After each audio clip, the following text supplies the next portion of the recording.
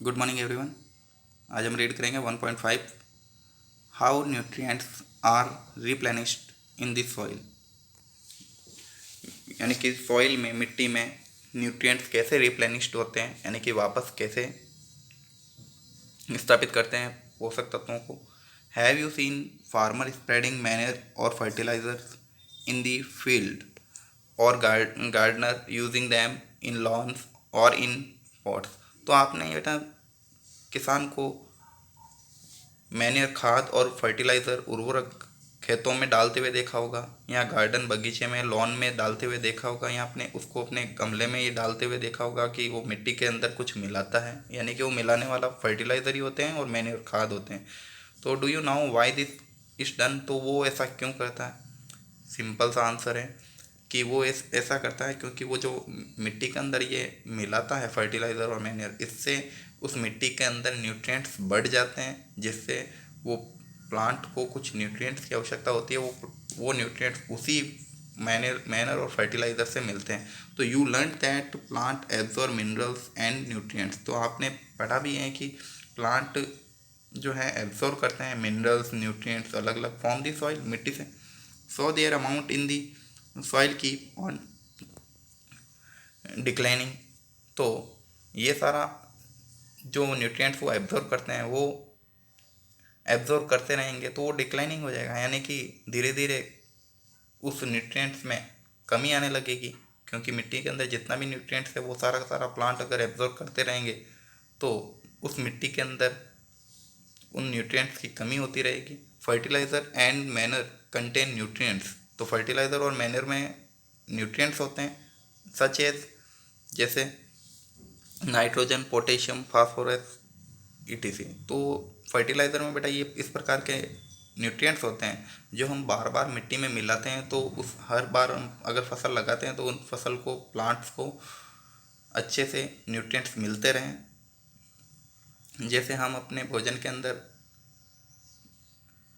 Nutrients प्राप्त करते हैं, हमारे भोजन के अंदर carbohydrate, protein, fat, vitamins, minerals ये होते हैं, वैसे प्लांट भी न्यूट्रिएंट्स एब्जॉर्ब करते हैं। तो प्लांट के भी कुछ न्यूट्रिएंट्स होते हैं, नाइट्रोजन, पोटेशियम, फास्फोरस। तो this nutrients need to be added from time to time to enrich this soil. तो हमारे को ये न्यूट्रिएंट्स हैं वो ऐड करने होते हैं टाइम टू टाइम, ताकि हर वक्त सॉइल के अंदर, मिट्टी में न्यूट्रिएंट्स हो, और हर बार जब भी प्लांट लगाएं तो उस प्लांट को अच्छे से न्यूट्रिएंट्स मिलें और वी कैन ग्रो प्लांट। जब हम प्लांट की ग्रो के बारे में, एंड कीप देम हेल्दी, अगर हमारे को स्वस्थ रखना है तो we can fulfil the nutrient requirement of plant. तो हमारे को उसको न्यूट्रिएंट की रिक्वायरमेंट कंप्लीट करनी होगी।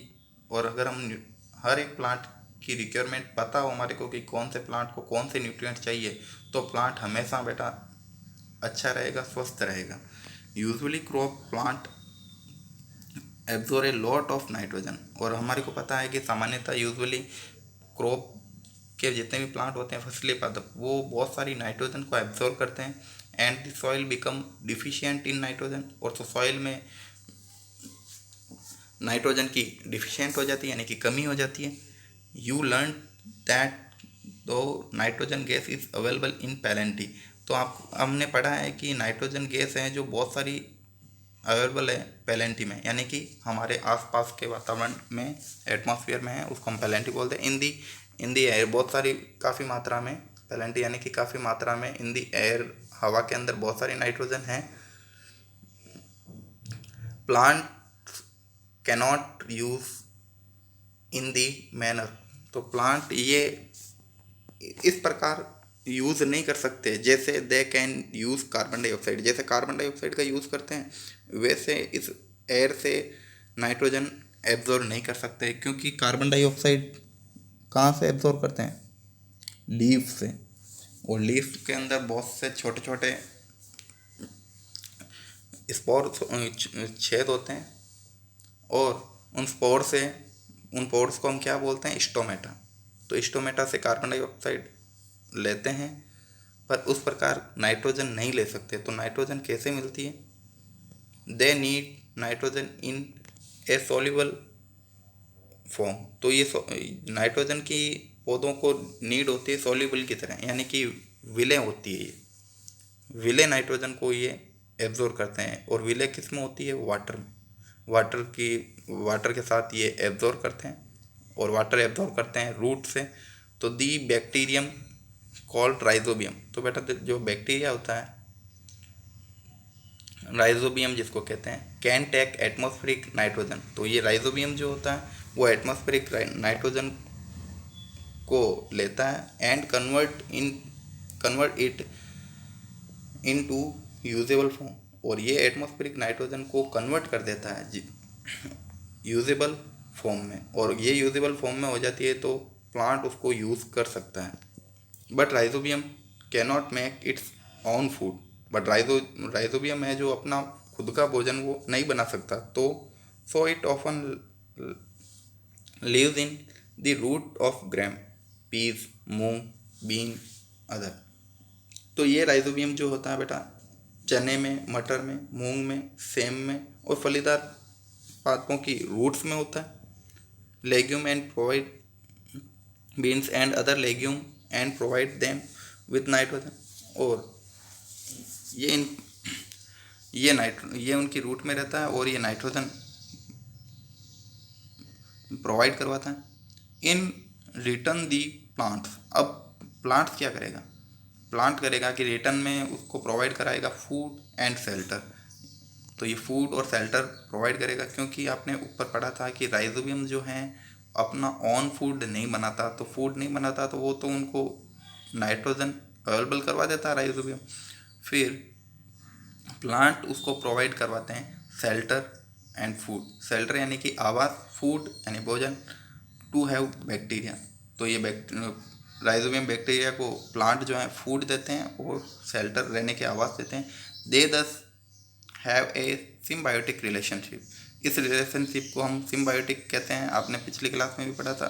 सिम्बायोसिस प्लांट यानी कि एक रहने को स्थान, खाने को भोजन दें, उसी को हम सिम्बायोसिस कहते हैं। तो ये रिलेशनशिप ऐसी होती है कहीं भी तो उसको सिम्बायोटिक रिलेशनशिप कहते हैं। सिम्बायोसिस का मतलब है कि एक दूसरे पर निर्भर रहना। This association is of great significance for the farmer. इस संबंध का किसानों के लिए बहुत ही आवश्यक होता है, यानी कि दिस एसोसिएशन ग्रेट सिग्निफिकेंस, इसको किसानों के प्रति विशेष महत्व होता है कि ये राइजोबियम बैक्टीरिया को अपने खेतों में बढ़ाएं, और ये तभी बढ़ पाएंगे जब वो ये फलीदार जो पादप हैं जैसे चना, मटर, मूंग, सेम अगर अपने खेतों में बार बार इन फसलों को लगाते रहें तो इन राइजोबियम की वृद्धि होती रहेगी और नाइट्रोजन जो है आसानी से अवेलेबल होती रहेगी। They can reduce the use of nitrogenous fertiliser where leguminous पादप। तो अगर नाइट्रोजन ये राइजोबियम बैक्टीरिया अगर होता रहेगा बार बार खेतों में हम लगाते रहेंगे दलहनी पादप, तो नाइट्रोजन फर्टिलाइज़र को हमारे को काफ़ी कम मात्रा में देना होगा, क्योंकि लेग्यूमिनस जो प्लांट होते हैं आर ग्रोन वृद्धि करेंगे। लेग्यूमिनस पादप यानी कि प्लांट दलहनी पादप। मोस्ट ऑफ दी पल्सेस, जो लेग्यूमिनस प्लांट होते हैं कौन से? मोस्ट ऑफ दी पल्सेस यानी कि दाल are obtain from leguminous plant. तो इनको हम लेग्यूमिनस प्लांट बोलते हैं। दालें जितनी भी होती हैं जैसे चने की दाल, मटर की दाल, मूंग की, सेम की, are obtain from leguminous plant. In this chapter you learn that. तो इस चैप्टर में हमने पढ़ा है कि of the plant are autotroph, के प्लांट होते हैं वो ऑटोट्रॉफ होते हैं यानी कि अपना भोजन स्वयं बनाते हैं। Only a few plant are parasitic और सेप्रोट्रॉपिक। तो कुछ ही प्लांट है जो पैरासाइटिक हैं और सेप्रोट्रॉपिक है। They derive nutrition from other organism, और वो कुछ दूसरों से ऑर्गेनिज्म से प्राप्त करते हैं। All animals are categories as heterotroph. तो जो दूसरे ऑर्गेनिज्म से फूड प्राप्त करते हैं उनको हमने हेटरोट्रॉफिक बोला। Since they depend on plant and other animals और फूड। हेटरोट्रॉफ वो हैं जो दूसरे एनिमल्स और प्लांट पर निर्भर रहते हैं, अपना भोजन दूसरों से प्राप्त करते हैं, उनको हमने हेटरोट्रॉफ में रखा। ऑटोट्रॉफ हो गया आपके जो स्वयं भोजन बनाता है, और पैरासाइट जो बना बनाया भोजन एब्जॉर्ब करता है। हेटरोट्रॉफ जो दूसरे प्लांट और एनिमल से फूड एब्जॉर्ब करता है। Can we say that the insectivorous plant are partially heterotroph? तो हम इंसेक्टिवोरस को हेटरोट्रॉफ बोल सकते हैं? बिल्कुल, क्योंकि हेटरोट्रॉफ है कि ये दूसरों जीव जंतुओं पर भी निर्भर करता है, क्योंकि वो इंसेक्ट को खाता है। ये आपका चैप्टर कंप्लीट है ना। तो आपने insectivorous, nutrients, nutrition, parasite, photosynthesis, saprotrophic, stomata, autotrophic, chlorophyll, heterotroph, host, इन वर्ड्स के बारे में आपने ज़्यादा पढ़ा। फिर है व्हाट हैव यू लर्न, तो ये आपके नोट करने आपको। All organism need food and utilise to get energy for growth maintenance. तो सभी जीवों को भोजन की आवश्यकता होती है, और वो अपने शरीर के लिए ग्रोथ मेंटेनेंस देयर बॉडी के लिए यूज़ करता है फूड को। Green plant synthesis food themselves by the process photosynthesis they are autotroph. Autotroph किनको कहते हैं? जो फोटोसिंथेसिस करता है। प्लांट कस्कुटा पैरासाइट, और होस्ट कौन है? जिस प्लांट से वो फूड लेता है वो होस्ट हो गया। Plant simple chemical substance like carbon dioxide, water and minerals of for the synthesis of food. तो प्लांट जो होते हैं केमिकल सब्सटेंस होते हैं, जैसे कार्बन डाइऑक्साइड, वाटर, मिनरल्स, इनसे ही अपना भोजन बनाते हैं। Chlorophyll, water, carbon dioxide, sunlight are the essential requirement of photosynthesis. Photosynthesis के लिए इनकी आवश्यकता होती है। Chlorophyll, water, carbon dioxide, sunlight, तभी फोटोसिंथेसिस होगा।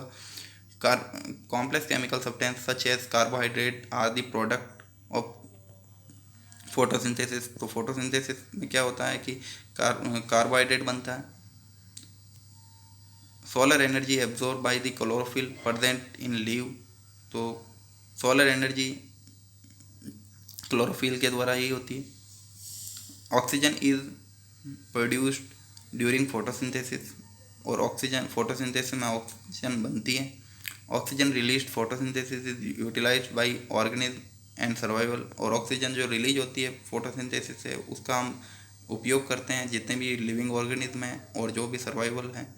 Many fungi derive nutrition from dead and decaying matter, they are saprotroph जो हैं डेड और डिकेइंग मैटर को एब्जॉर्ब करते हैं, उसी से न्यूट्रिशन प्राप्त करते हैं और अपनी ग्रोथ करते हैं, उनको सेप्रोट्रॉफ बोलते हैं।